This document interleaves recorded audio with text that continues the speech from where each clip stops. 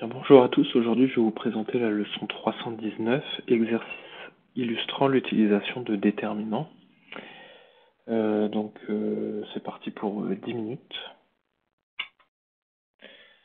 Donc, je vais vous présenter la leçon sur exercice illustrant l'utilisation de déterminants. Donc pour cette leçon, j'ai choisi 3 exercices.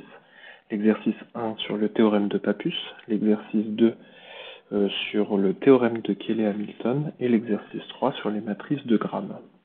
Alors, je n'ai choisi que 3 exercices puisque l'objectif pour moi lors de cette leçon, c'était d'illustrer l'utilisation des déterminants, mais l'utilisation de façon différente du déterminant. Or, dans le théorème de Pappus, comme nous allons le voir, nous avons 4 façons différentes d'utiliser le théorème de Pappus. Dans l'exercice 2, nous avons 2 façons différentes d'utiliser les déterminants. Dans l'exercice 1, 4 façons, dans l'exercice 2, 2 façons. Et dans l'exercice 3, nous avons 3 façons. 2, 3, 4, 5 façons d'utiliser le déterminant. Et donc, ces 3 exercices réunis, finalement, vont nous donner suffisamment d'ingrédients pour faire un petit peu le tour de ces notions. Donc, revenons plus en détail à l'exercice 1. Donc, l'exercice 1, c'est un exercice de géométrie affine. On utilise les notions de repère affine, qui sera du coup qui n'est pas donné comme indication dans l'exercice 1, mais du coup ça va être l'objectif au départ d'introduire un repère affine, et donc c'est une prise d'initiative pour les étudiants pour pouvoir résoudre cet exercice. En dehors de cela, une fois que le repère affine est introduit, il faut du coup déterminer les coordonnées de nos points, équation de droite, etc. Et donc à chaque fois, on va faire intervenir le déterminant pour comment je pourrais dire, pour donner une condition nécessaire et suffisante de droite parallèle, par exemple, ou de 3 points alignés. Voilà. On va également utiliser les formules de Cramer, puisqu'on va obtenir un système. Et donc, la formule de Cramer pourra être utilisée dans l'exercice 1. Et voilà, on va également avoir de l'alignement. Donc, si je résume, voilà en quoi on va utiliser le déterminant pour l'exercice 1. Donc, premièrement, on va l'utiliser en disant que A'B est parallèle à AB', si et seulement si le déterminant de A'B avec AB' est égal à 0. Et donc, sur la séquence, on pourra également prendre la contraposée, par exemple, de l'une de ces deux implications. On va également utiliser ceci, soit M appartenant à AB. Alors, on a que le déterminant entre AM et AB est égal à 0. Donc, deuxième façon d'utiliser les propriétés du déterminant. Donc le premier c'est au service du parallélisme, le deuxième c'est au service de l'alignement. Troisième façon, c'est la formule de Cramer. Quatrième façon d'utiliser le déterminant, ça va être sous cette forme-là. P, Q, R sont alignés.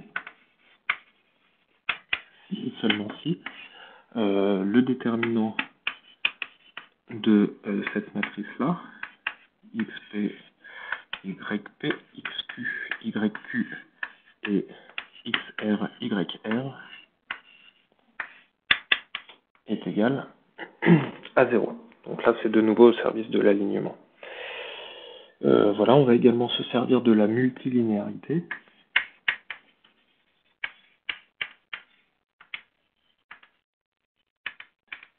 Du déterminant et du fait que les vecteurs colonnes ne sont pas libres. Donc voilà. Pour l'exercice 2 sur Cayley-Hamilton, on va avoir des choses un petit peu différentes puisque déjà on va devoir calculer avec le déterminant le polynôme caractéristique. Et donc le polynôme caractéristique, c'est à la base de tout ce qui est endomorphisme et donc algèbre linéaire. Donc je n'ai proposé qu'un seul exercice sur sur les endomorphismes et avec les calculs de polynômes caractéristiques, puisque à chaque fois ça peut revenir d'un exercice sur l'autre et être, on va dire, un petit peu redondant, le principe étant toujours le même si la façon de calculer le déterminant peut différer de temps en temps. Voilà, donc qu'est-ce qu'on peut dire sur ce théorème de Cayley-Hamilton? Ici, il y a une astuce pour calculer le déterminant.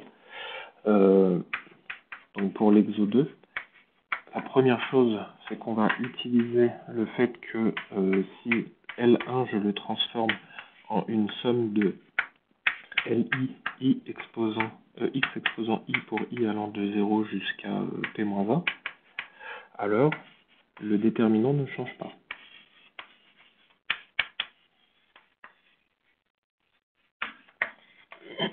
Autrement dit, on peut faire des combinaisons linéaires des lignes et des colonnes sans changer la valeur du déterminant. On peut également utiliser la méthode du développement. Donc, développement selon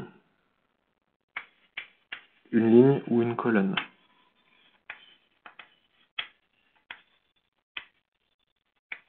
Voilà. Donc, on a ça et on va également avoir le calcul par bloc. Le déterminant par bloc.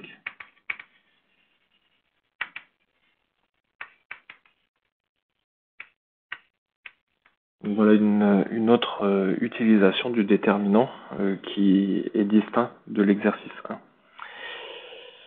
1. Voilà, donc qu'est-ce que je peux dire là-dessus? L'exercice n'est pas forcément très facile, il faut bien maîtriser quand même la notion d'endomorphisme avec les sous-espaces vectoriels qui vont être stables par un endomorphisme U, qu'on en déduit un certain nombre de choses sur U de X, en particulier la forme de sa base.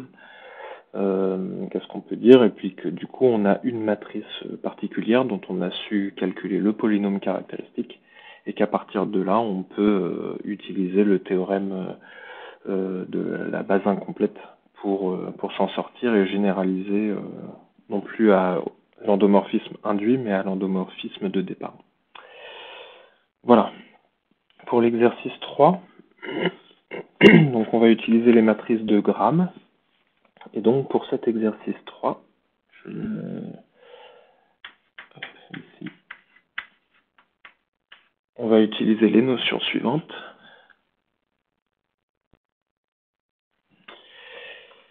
On va avoir besoin, donc en plus de ce qui a été fait avant, de la n-linéarité,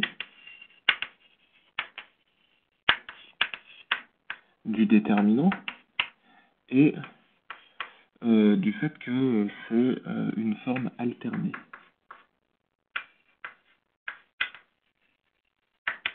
Voilà. Autre chose dont on va avoir besoin, c'est que le déterminant de la transposée de A, c'est égal au déterminant de A. Et peut-être la dernière chose dont nous aurons besoin, c'est que le déterminant du produit entre A et B, c'est égal au déterminant de A fois le déterminant de B. Voilà, donc on voit dans les trois exercices qu'on a des utilisations différentes du déterminant. Donc si on regarde d'une façon un petit peu plus globale, on pourrait se dire que le déterminant, on le voit au travers des différentes propriétés dans ces trois exercices, mais on pourrait ajouter par exemple la décomposition LU de Dunford, de Jordan des matrices, mais on retombera globalement sur les mêmes propriétés. C'est la raison pour laquelle je n'ai pas mis d'exercice là-dessus. De même dans des domaines plus variés tels que l'analyse ou les probabilités, par exemple avec le Wronskien, par la résolution d'équations différentielles linéaires, ou encore la méthode de Box-Muller en probabilité, qui se justifie à l'aide de calculs différentiels et d'un déterminant qu'on appelle le jacobien. Donc voilà, il y a de multiples utilisations du déterminant, mais globalement, ici, avec ces trois exercices, on a fait le tour de tout ce qui est proposé. Je terminerai en parlant de ces trois exercices sur les compétences mathématiques que l'on doit évaluer auprès des élèves ou des étudiants. Donc on peut faire le point sur l'exercice 1, on aurait une compétence raisonnée qui serait mise en avant avec beaucoup de raisonnement par équivalence et avec de temps en temps la notion de contraposé qui arrive. Pour l'exercice 2, j'ai mis en avant la compétence calculée, puisqu'il s'agit ici d'organiser les différentes étapes d'un calcul complexe, choisir des transformations et effectuer des simplifications. Donc on est exactement dans cette compétence calculée. Et pour l'exercice 3, représenter, puisqu'on va faire un changement de variable dans la question 1A, lorsqu'on va aborder la notion de rang, par rapport à la dimension d'un espace ou par rapport à une application linéaire ou une matrice. J'ai terminé. Ça fait 10 minutes et 13 secondes. Et j'ai dit à peu près tout ce que j'avais à dire. Donc voilà, cette leçon me paraît assez intéressante à exposer sous cette forme-là. Je ne pense pas que mettre 6 exercices soit forcément très intéressant. Ici, ces 3 exercices-là, même si l'exercice 1 ne semble pas d'un niveau très élevé, eh bien, il n'enlève rien au fait que l'utilisation des déterminants pour la résolution de l'exercice est assez majestueuse et vaut le détour. Et donc, c'est très intéressant d'en parler. Et les 3 exercices sont complémentaires les uns des autres. Il n'y a pas forcément de raison d'en rajouter un 4e qui sera là plus pour combler finalement un vide qui nous semblerait, alors que ce vide n'est pas spécialement réel de mon point de vue. Voilà, c'était ma leçon 319 et je vous dis à une prochaine.